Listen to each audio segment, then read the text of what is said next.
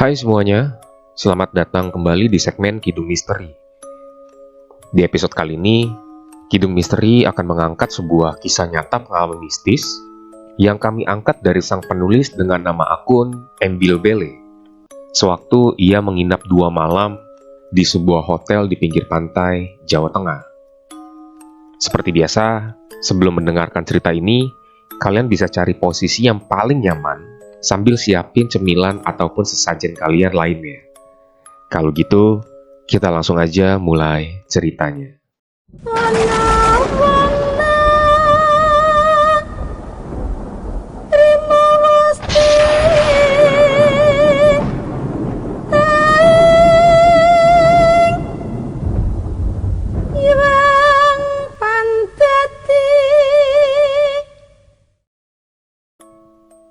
Berawal dari sebuah email pemberitahuan dari kantor pusat untuk mengadakan meeting yang wajib dihadiri oleh perwakilan masing-masing kantor cabang yang ada di Jawa Tengah.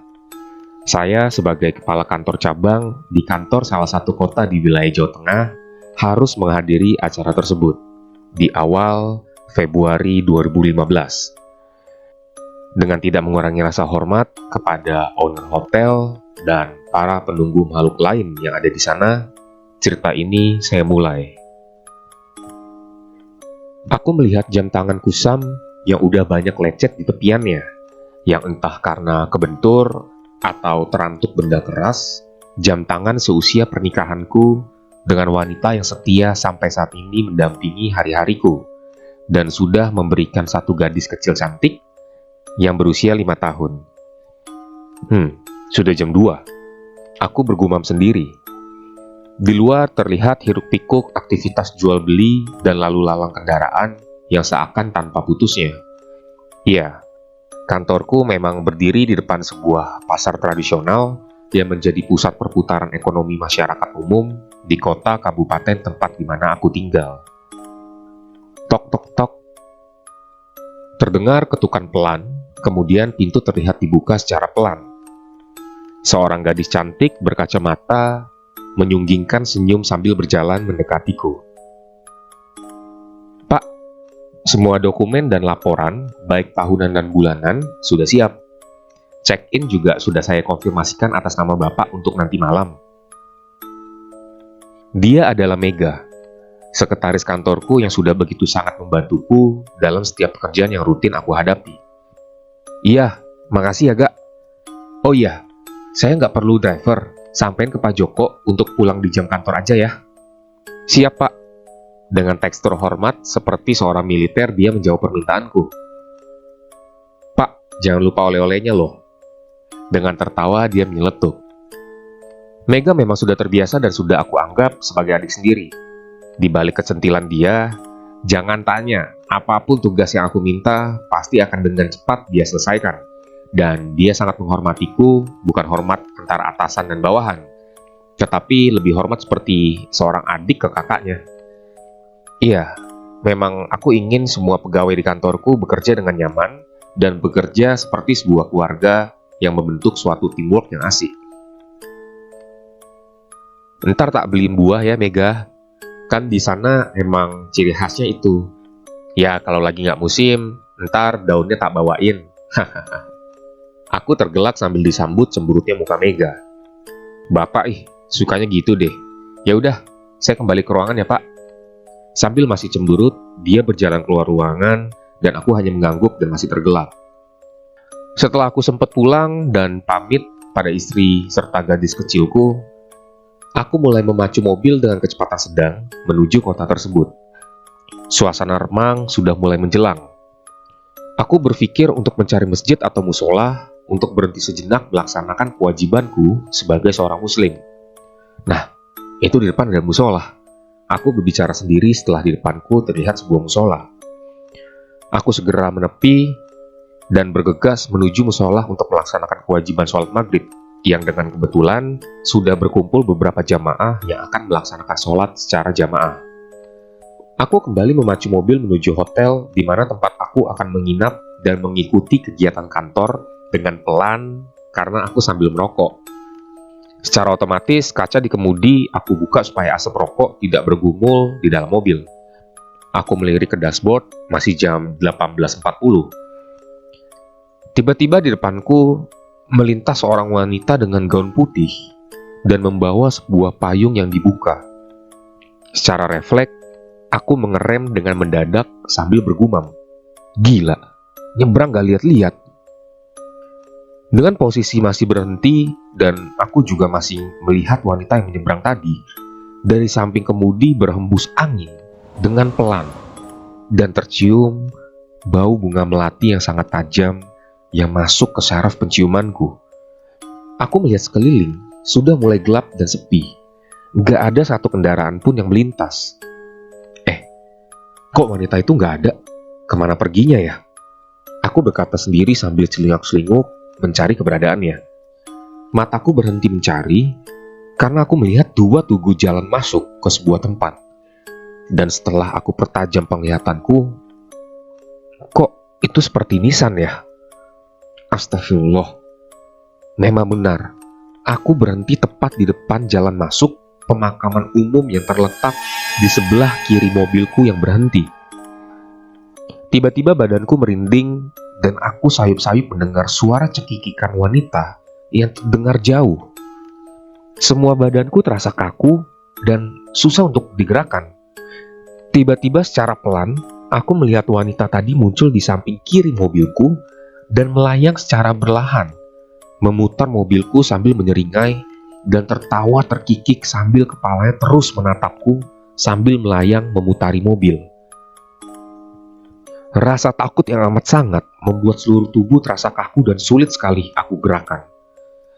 Mulut juga terasa terkunci, dan dengan bodohnya, mataku mengikuti kemana wajah wanita itu bergerak, yang dengan tatapan matanya yang putih dan wajah yang hancur. Dia berhenti sejenak tepat di depan kaca depan sebelah kanan mobil, yang berarti hanya berjarak beberapa senti dengan wajahku. Sambil bergerak ke kanan dan ke kiri, dia kembali tertawa melengking saat ini, dan tiba-tiba dia terbang ke atas dan keadaan sunyi kembali. Aku masih saja terdiam dengan keringat yang sudah membasahi baju dan dahiku. Tiba-tiba pundak kananku terasa ada yang menepuk. Mas? Tiba-tiba aku tersadar dari rasa keterkejutan dan takutku setelah tepukan dan panggilan Mas barusan. Tapi siapa yang menepuk dan memanggilku barusan ya? Jelas-jelas aku merasa dan mendengar apa yang baru aja aku alami. Sudahlah, mungkin ada orang atau nggak tahu apa yang sengaja menyadarkanku. Aku bergumam sendiri. Aku kembali melanjutkan perjalanan sambil terus mengucap doa dalam hati sepanjang perjalanan untuk segera sampai di hotel tempat meeting. Aku kembali menatap jam yang ada di tangan. Gila, udah jam 7:30. Bisa telat nih di acara openingnya. Aku percepat laju mobil dan gak sampai 1 jam, aku udah sampai di hotel yang aku tuju. Aku hafal betul letak dan jalan hotel di mana tempat diadakan meeting instansi di mana aku bekerja. Karena walaupun gak sering, aku dan keluargaku juga terkadang liburan dan menginap di salah satu hotel di daerah yang sama dengan hotel tersebut. Setelah aku parkirkan mobilku di tempat parkir yang tidak begitu penuh, karena memang ini bukan weekend. Lantas aku bergegas berjalan menuju lobi hotel. Hotel ini terkesan mewah dan bersih, terlihat dari semua barang, baik furniture dan hiasan ruangan yang tertata sangat rapi. "Selamat malam, Pak. Ada yang bisa saya bantu?" Tanya resepsionis hotel dengan ramah. Seorang gadis sekitar usia 20-an, cantik dengan rambut panjang sebahu yang terurai. "Malam, Mbak. Ini saya mau check-in atas nama Praditya. Sebentar, Mbak. Ini KTP tolong dibawa dulu. Nanti saya kesini lagi untuk lanjutin proses check-in ya. Ini saya sedang terburu-buru, soalnya saya peserta meeting yang dilaksanain di sini," ucapku. "Oh, iya, Pak. Mari saya antar ke ruangan meetingnya," balas Mbak Laras, sesuai dari tag pin yang terselip di kemeja putihnya. Aku nggak menjawab tapi bergegas mengikuti Mbak Laras berjalan memasuki area dalam hotel. Ternyata hotel ini luas banget.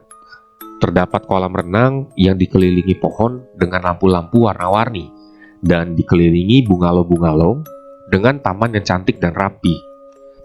Kami masih berjalan melewati kolam renang dan menuju sebuah rumah berbentuk joglo dan terdengar tepuk tangan yang meriah di dalam rumah tersebut. "Silakan, Pak. Ini meeting room-nya." "Oh iya, Mbak, makasih," jawabku. Kemudian Mbak Laras berjalan kembali ke lobi dengan anggukan dan senyuman sebelum dia beranjak. Cantik. Aku bergumam. Malah aku memujinya. Tapi wajar dong, toh dia juga cantik dan senyumannya itu loh. Sudahlah. Aku segera memasuki ruangan dengan membuka pintu dan selingukan mencari tempat duduk yang kosong. Aduh, kursi kosongnya adanya di deretan depan. Aku berjalan menuju kursi yang kosong di deretan paling depan, diiringi hardikan teman-teman dari kantor yang ada di kota-kota di Jawa Tengah yang terdengar riuh. "Sore, Pak Praditya." "Wah, kesasar kemana nih, Pak?" Dan bermacam-macam celetuk teman-teman. Aku hanya membalas dengan senyuman. "Silakan duduk, Pak Praditya." "Baik, Pak, terima kasih," ujarku kepada seorang laki-laki berusia sekitar 50 tahunan di depanku sambil menyalami orang tersebut. Dia adalah Managing Director wilayah Jawa Tengah. "Maaf, Pak, saya terlambat. Ada sedikit masalah tadi di jalan." Aku berkata pelan sambil menunduk karena rasa hormatku kepada beliau. "Rapopo, Pak," beliau membalas sambil tersenyum. Setelah selesai meeting tersebut, aku bergegas kembali ke lobi untuk menyelesaikan proses check-in yang aku tunda tadi. "Maaf, Pak Praditya, kamar yang sekiranya untuk Bapak sebelumnya ternyata toiletnya ada kerusakan. Jadi kami dari pihak hotel pindahin Bapak ke bungalow yang tepat berada di tepi pantai, Pak. Itu merupakan rasa permohonan maaf kami. Tapi Mbak, untuk biaya nggak nambah kok, Pak. Karena kami sudah mengecewakan Bapak, jadi ini kompensasi dari kami," jawab dia cepat sebelum aku bertanya lebih lanjut. "Oh, oke deh Mbak, nggak apa-apa," aku menjawab dengan tersenyum. "Mari Pak, saya antar." Sesampainya di depan pintu sebuah kamar bungalow, Mbak Laras menyerahkan kunci kepadaku sambil berkata, "Kalau ada yang mau Bapak butuhkan, jangan sungkan menghubungi saya ya Pak. Nomor telepon lobi sudah tertera di samping telepon di dalam kamar Bapak." "Siap Mbak cantik." Mulut kok ya nggak bisa aku rem ya. Aduh, Mbak Laras pun tersenyum simpul dengan tekstur genitnya. "Pak, ini nomor telepon saya. Kalau Pak Praditya membutuhkan bantuan saya yang lain." Dia menyebutkan sederetan angka nomor telepon dan segera aku simpan di handphone yang aku bawa. "Baik Mbak Laras, bantuan yang lain loh ya." Aku mulai menggoda. Tiba-tiba cubitan pelan aku rasakan di pinggang dan terdengar dia berbisik pelan sambil menunduk. "Iya Pak, apa aja?" Aku segera merebahkan diri di atas bed yang ukuran besar karena rasa capek yang aku rasakan, sambil memandang di sekeliling dalam kamar yang terlihat rapi dan bersih. Aku berpikir akan memejamkan mata sebentar, terus mau mandi, supaya badan lebih segar, terus akan kumpul sama teman-teman di lounge tepi kolam renang. Sesaat setelah aku memejamkan mata, terdengar ketukan dari arah jendela dengan keras, dan aku juga sedikit kaget. Ini pasti ulah teman-temanku nih, emang pada rese semua nih. Aku bergumam pelan.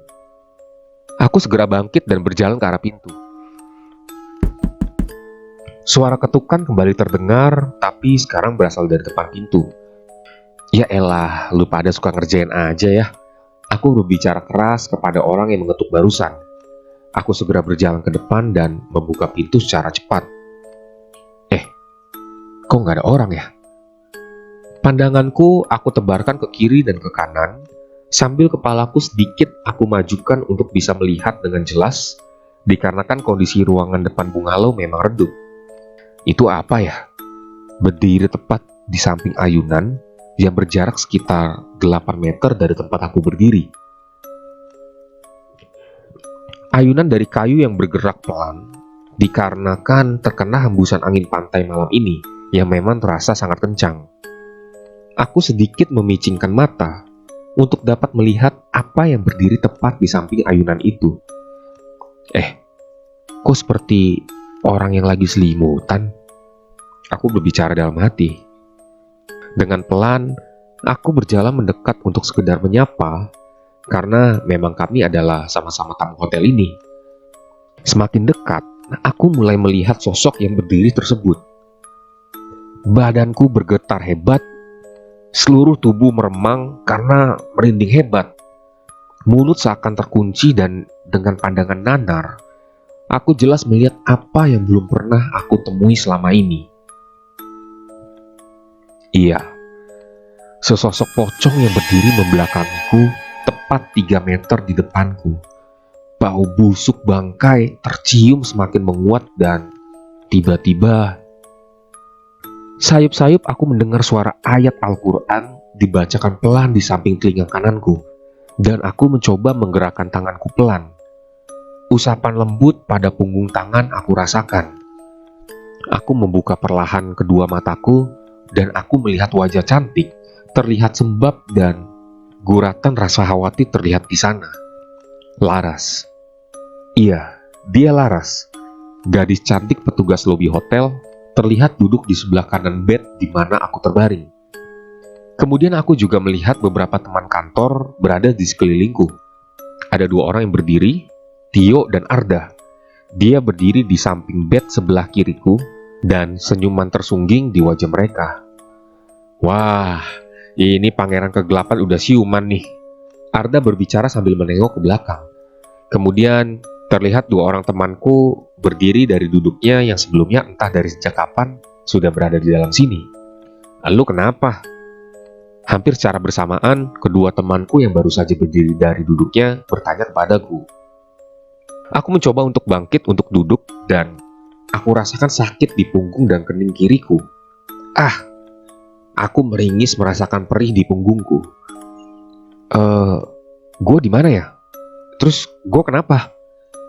Aku bertanya kepada mereka dengan lirih. Ya elah lu malah nanya. Justru kita nih yang harusnya nanya, lu kenapa? Pak, kalau masih pusing atau sakit udah dibuat tidur aja, ucap Laras lembut sambil menatapku dengan nanar. Mbak Laras? Kenapa Mbak Laras ada di sini? Aku bertanya pada dirinya dan hanya dijawab dengan seutas senyum. Sek, bentar, ini kenapa ya? Gue bingung nih jadinya.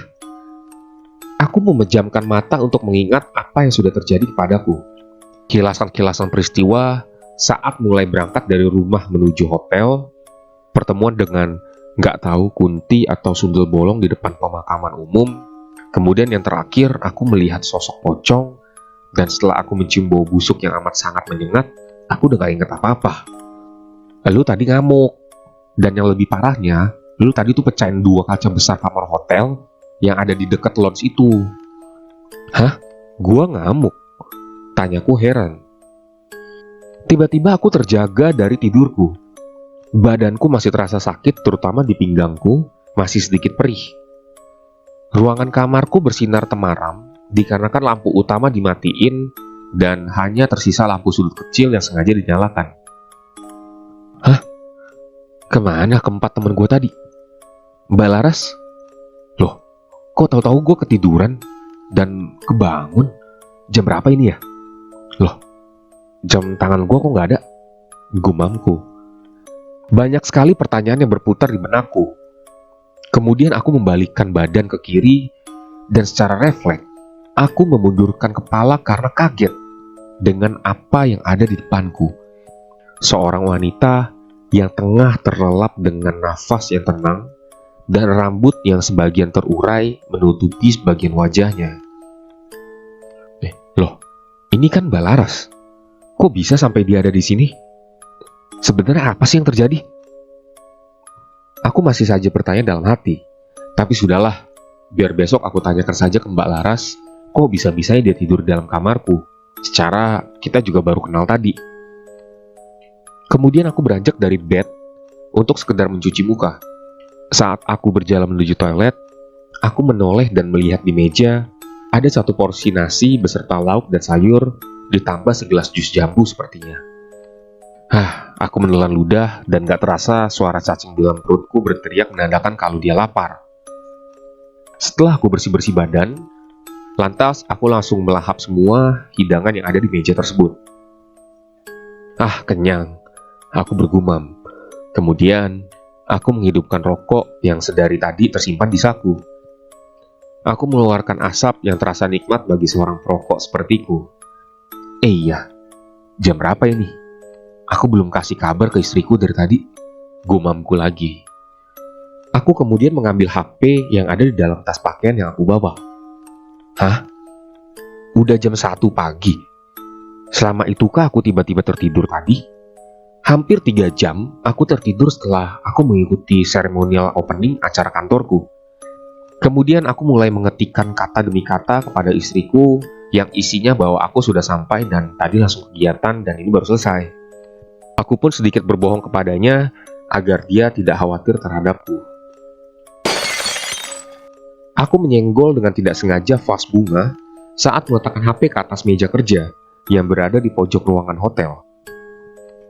Pak Praditya, udah baik kan Pak badannya? Udah makan Pak? Tiba-tiba wanita cantik itu terbangun dan segera duduk di atas bed dengan menyandarkan punggungnya di sandaran bed, sambil bertubi-tubi menanyakan beberapa pertanyaan kepadaku.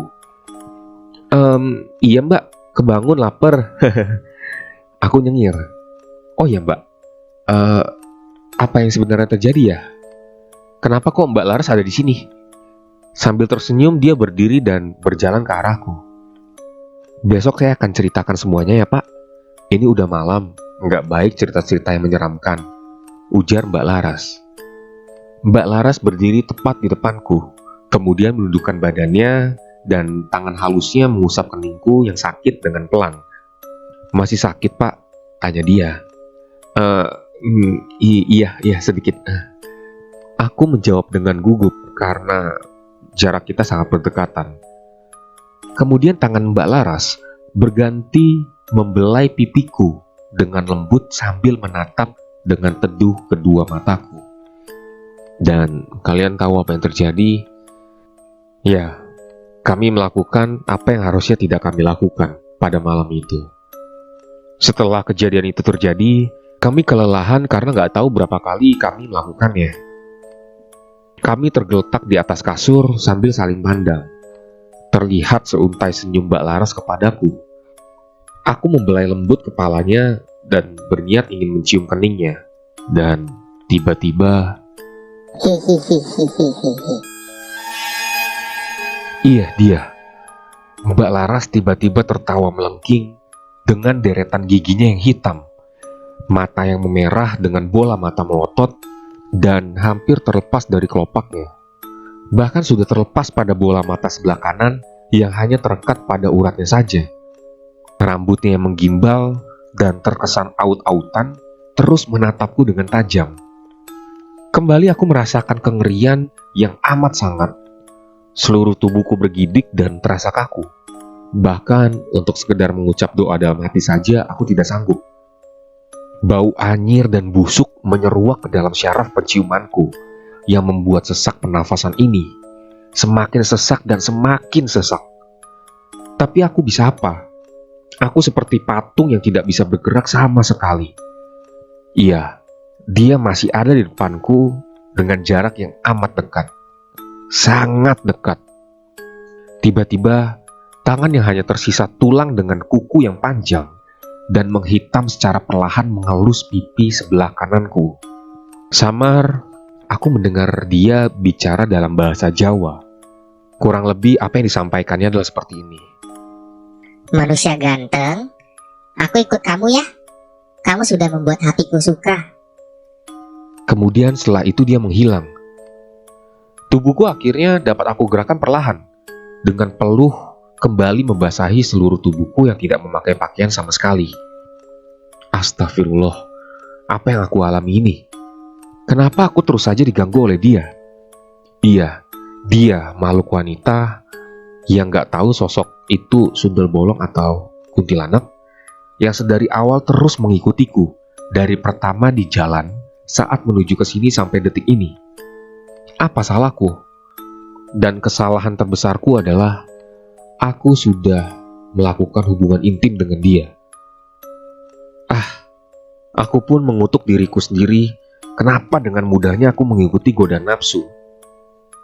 Dengan langkah gontai, aku berjalan ke toilet untuk sekedar membasuh badan yang berkeringat cukup banyak. Setelah merasa segar, aku mencoba berjalan keluar untuk sekedar mencari kopi di resto hotel. Sepi dan sunyi, sepertinya seluruh tamu hotel sudah terlelap di alam mimpinya masing-masing. Saat berjalan melewati kolam renang, mataku tertuju ke dua kamar yang dibiarkan terbuka, karena kedua kamar yang terhubung langsung dengan taman tersebut. Apa mungkin aku melakukan semua itu? Aku berbicara sendiri. Ini apa sih yang terjadi sebenarnya? Aku sedikit berbicara agak keras dari yang sebelumnya, sambil tangan menjambak rambut kepalaku. Aku memencet bel yang ada di meja resto yang digunakan untuk pemesanan. Dengan sedikit tergopoh, seorang pemuda mendatangiku. Tiba-tiba pemuda tersebut menghentikan langkahnya dan terlihat takut setelah melihat kedatanganku. Dia masih tertegun dan ragu-ragu antara berjalan kembali untuk mendatangiku atau tetap berdiri di tempat dia berdiri sekarang. "Mas, mau cappuccino satu ya?" mintaku kepada waiters tersebut. Pak, maaf. Benar Pak, sudah baikan. Maksud saya Bapak sudah sadar." "Maksudnya apa Mas? Ini saya sadar dong. Kalau nggak sadar ya saya nggak mungkin di sini dan pesan kopi," jawabku dengan sedikit penekanan suara. Baik Pak, tunggu sebentar ya. Segera saya sajikan," jawab waiters tersebut dengan gugup. "Sekalian mie goreng pedas ya Mas, dikasih telur ceplok juga." Baik Pak, sebentar." Akhirnya aku merebahkan diri di meja dekat jendela yang bisa dibuka. Ya, dengan alasan simpel, supaya aku bisa sambil merokok. Kebiasaan jelekku yang sedari SMU kelas 2 sampai sekarang yang tidak dapat aku hilangkan. Nggak lama berselang, kopi pesananku sudah tersaji di depanku dengan aroma yang khas. "Silakan Pak, kopinya." "Maaf, mie gorengnya sebentar ya, masih dalam pembuatan," ujar Mas itu dengan sopan. "Oke, makasih ya Mas," jawabku dengan disertai anggukan. Selang 2 detik, aku kembali memanggil waiters tersebut. Mas, sebentar." Aku berdiri dan berjalan menghampirinya, dan aku selipkan tips untuk dia. "Makasih Pak, makasih." Sambil sedikit membungkuk, dia menerimanya. Kemudian dia kembali berjalan ke arah dapur dan menyelesaikan permintaanku untuk dibuatkan mie goreng. Selang 10 menit kemudian, mie goreng sudah terhidang dan siap disantap. "Mas, nanti bisa ngobrol-ngobrol dengan saya? Lagian Masnya juga lagi nggak banyak kerjaan kan? Oh ya, kalau Masnya lapar atau pengen minum apa, bikin aja Mas, ntar saya yang bayar." Iya Pak, tapi nggak ngerepotin Bapak kan?" Dia bertanya sambil terlihat berharap. "Halah, santai aja. Udah sana, bikin apalah, terus makan sama saya di sini," jawabku. Dengan santai dan dengan sambil mengunyah sesendok mie yang terasa nikmat, aku sedikit tertawa dalam hati. Setelah kami makan, aku ajak Mas waiter tersebut untuk pindah duduk di depan resto yang juga terdapat kursi-kursi dan meja-meja. "Rokok Mas?" Aku menyodorkan bungkus rokok beserta koreknya. Iya, makasih Pak." Dia pun menerima, dan nggak lama kemudian, dia juga membakar racun tubuh itu dan dihisapnya dalam-dalam. Setelah berbasa-basi, aku berinisiatif untuk bertanya kejadian malam tadi kepadanya, dan dia pun mulai bercerita. Diawali saat dia baru saja masuk ke hotel dikarenakan dia memang masuk shift malam. Tiba-tiba dia mendengar suara teriakan, kemudian dia berlari menuju arah suara teriakan tersebut. Saya berlari menuju kerumunan yang ada di samping kolam renang, Pak. Saya melihat Bapak dan dengan garang serta tatapan yang mengerikan, meronta dan berteriak menyebut sebuah nama. Sekar. Iya Pak, Sekar. Saya ingat betul. Ternyata kami yang sedang menenangkan Bapak akhirnya sadar kalau Bapak ternyata sedang kerasukan. Dan sepertinya yang merasuki Bapak adalah sesosok wanita dikarenakan suara Bapak berganti menjadi suara wanita, Pak. Dia menghentikan ceritanya dan mengambil secangkir kopi hitam dan meminumnya. Sosok yang ngerasukin Bapak terus berteriak ingin menikah dengan lupa saya Pak namanya. Dit apa siapa gitu. Praditya. Aku tiba-tiba memotong cerita dia. Iya Pak, betul. Dia pun membenarkan nama yang aku sebut. Karena kami bukan ahli spiritual dan kurang sigap, kemudian Bapak lepas dari pegangan kami dan berlari menuju pantai. Sesampainya depan kamar nomor 23 dan 24, Bapak berhenti dan menuju ke dalam kamar tersebut sambil berteriak. Jangan ikut campur kalian. Kemampuan kalian tidak sebanding denganku. Dan hebatnya Pak, begitu kedua tangan Bapak mengarah ke kedua kamar tersebut, tiba-tiba kaca kamar tersebut pecah. Dan tidak disangka tiba-tiba ada bayangan putih berkelebat dari arah pantai dan menabrak Bapak. Iya Pak, bayangan putih yang hanya beberapa dari kami yang melihat bayangan tersebut melesat dengan cepat ke arah Bapak. Setelah menabrak Bapak, tiba-tiba Bapak langsung terjatuh dan tidak sadarkan diri. Bapak kemudian diangkat oleh teman-teman Bapak ke dalam kamar, dan sepertinya Mbak Laras juga ikut mengantarkan Pak. Soalnya Mbak Laras kebetulan juga mau pulang karena pergantian shift, tapi dia malah ikut nolongin Bapak. Setelah itu saya nggak tahu lagi Pak apa yang terjadi. Karena saya bantuin teman-teman saya untuk bersihin kaca-kaca yang pecah tersebut dan kembali ke resto setelahnya. Oh iya Pak, untuk masalah kaca, sepertinya udah diberesin tuh sama teman Bapak yang gemuk. Aku hanya terdiam. Dan kenapa ini semua bisa terjadi? Di keesokan harinya, mataku terasa berat. Berkali-kali aku menguap dikarenakan rasa kantuk yang tak tertahankan. Sehingga apa yang disampaikan oleh pembicara sama sekali tidak terekam di kepalaku.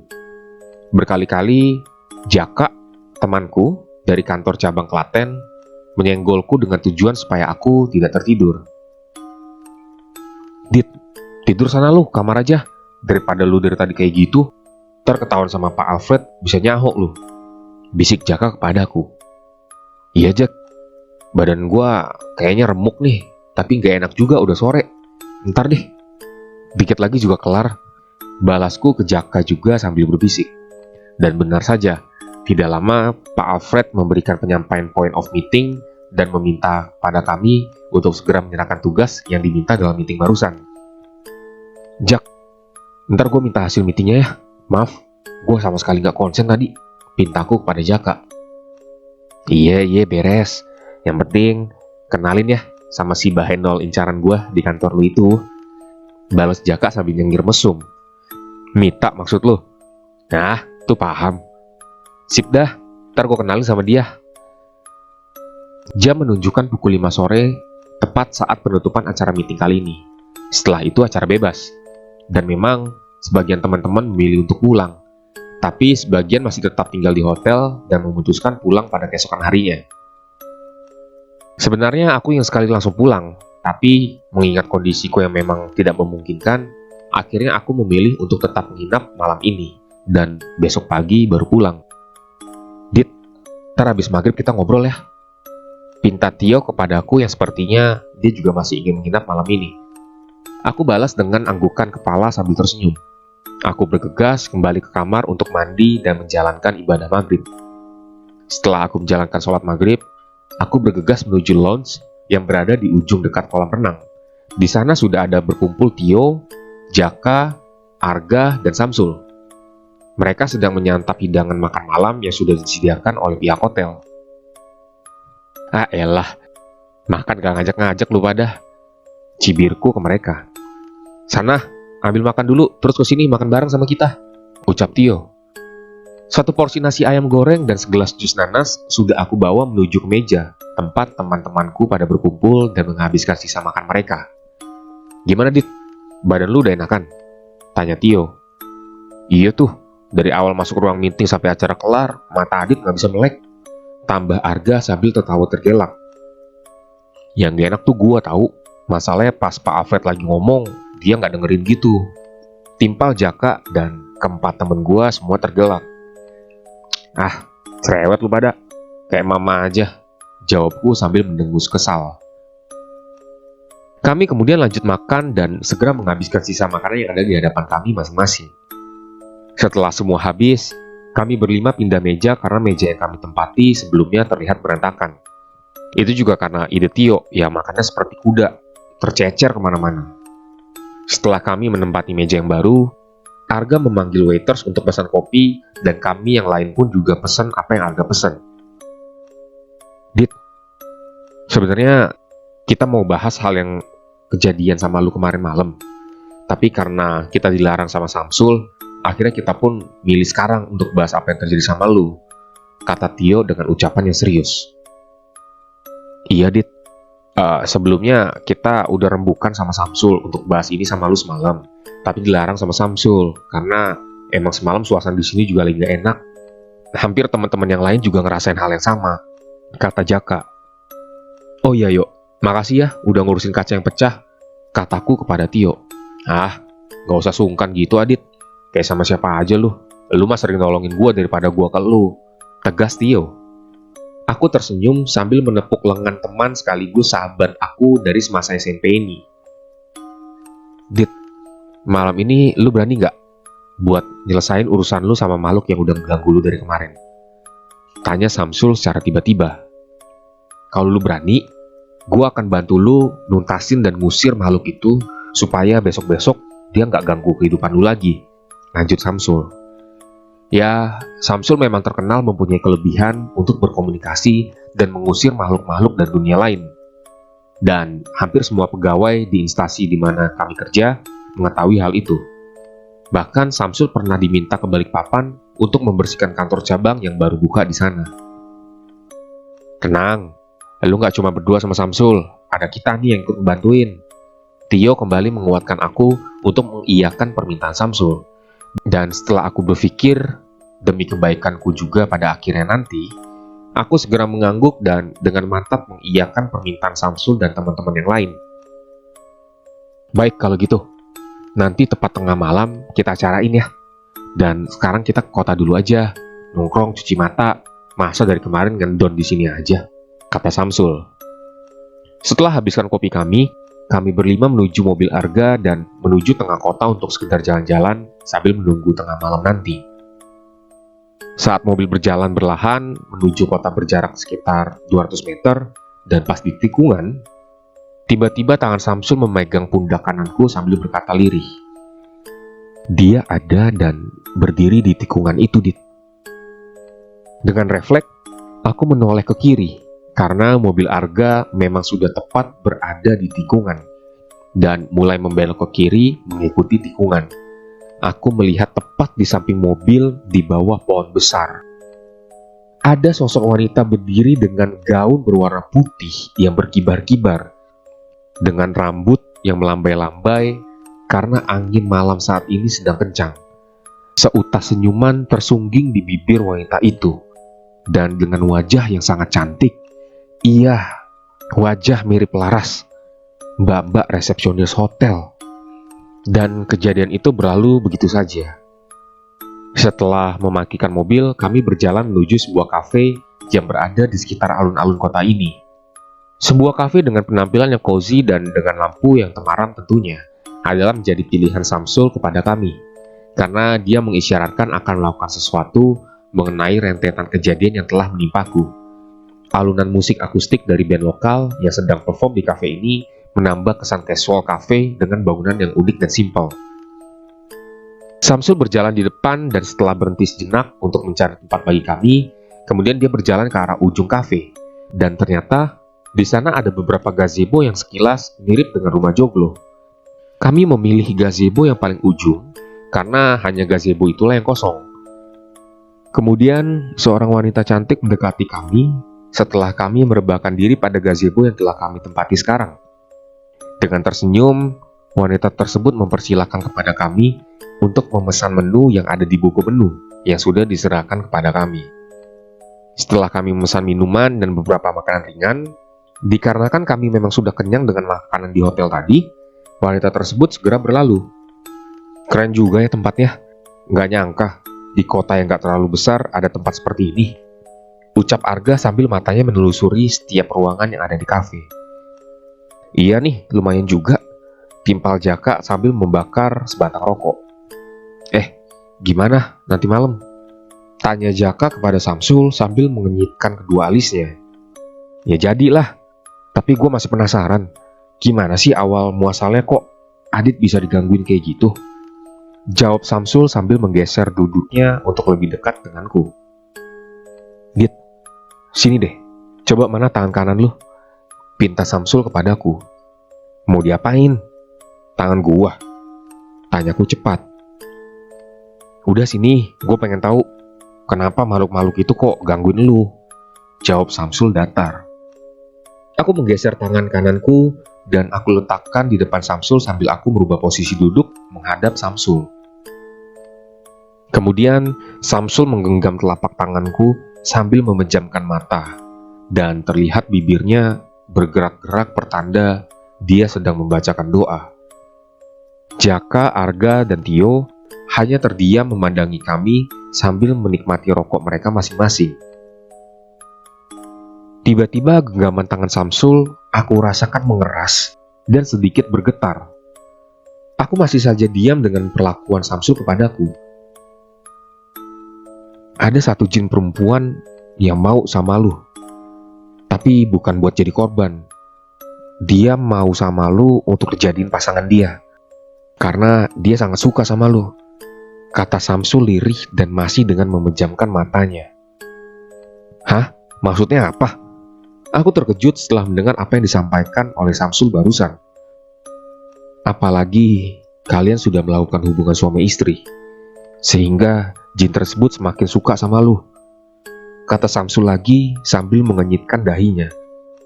Ketiga temanku aku lihat terbengong-bengong setelah mendengar ucapan Samsul barusan. Wah, udah gila lu, Dit. Masa lu berhubungan sama jin? Bener-bener dah, sowak otak lu, kata Tio sambil tercengang. Tapi tiba-tiba tangan kiri Samsul diangkat sambil memberikan kode untuk diam kepada kami. Samsul kembali diam dan masih dengan terpejam. Sesaat kemudian, dia mulai membuka mata dan melepaskan genggaman tangannya secara perlahan. Kemudian, Samsul mengambil sebatang rokok dan mulai menyalakan, dan setelah hisapan pertama, dia memandangku sambil berkata lirih. Pilihan yang sulit, Dit. Tapi mudah-mudahan nanti kita dapat ngelepasin lu dari dia ya.